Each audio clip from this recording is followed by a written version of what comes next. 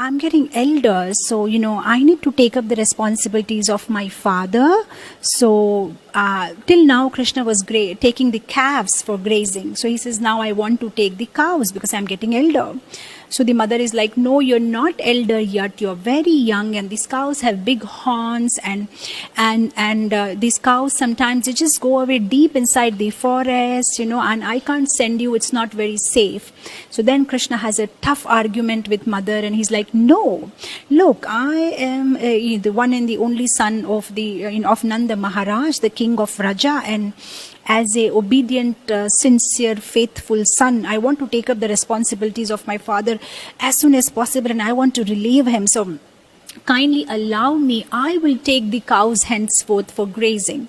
So while both of them are arguing like this, and Krishna is like, look, mother, so you don't want me to take over after father?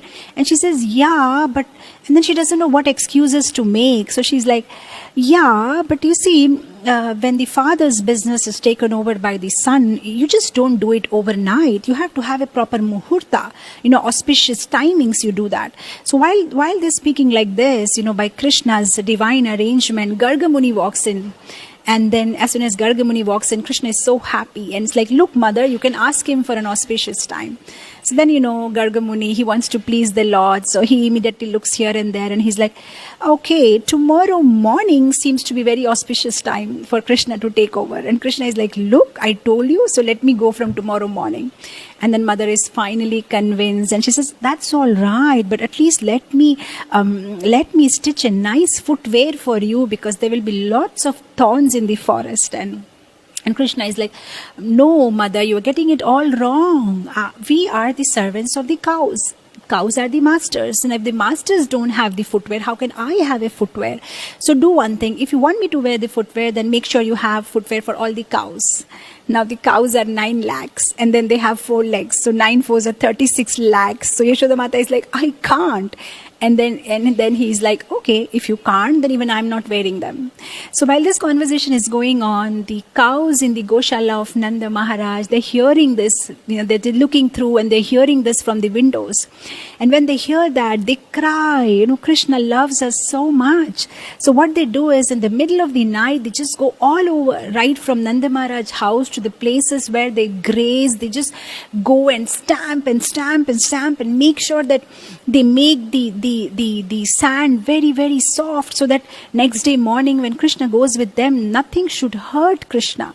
So in the morning when they see there are just no stones, no pebbles left. Everything is very soft like a velvet. Even now when we go to Vrindavan, in few places, most of them they're made into tar roads, but you go to places like Ramanreti, and then you go in, sometimes when you're doing the Giriraj Parikrama, if you go inside the inner route, you can still find that the sand is so soft and very much like a velvet. And I don't think anywhere in the world we see this kind of a very smooth texture of the soil, the sand there. So then this is what happens, and Mother Yashoda finally agrees, and the next day morning Krishna is up early and he's all dressed to go. And now Radharani, when she comes to know that, she also wants to take Krishna's association, so she takes advantage of this thing, and she dresses herself like a cowherd boy, because Radharani was having a resemblance to Subal Sakha.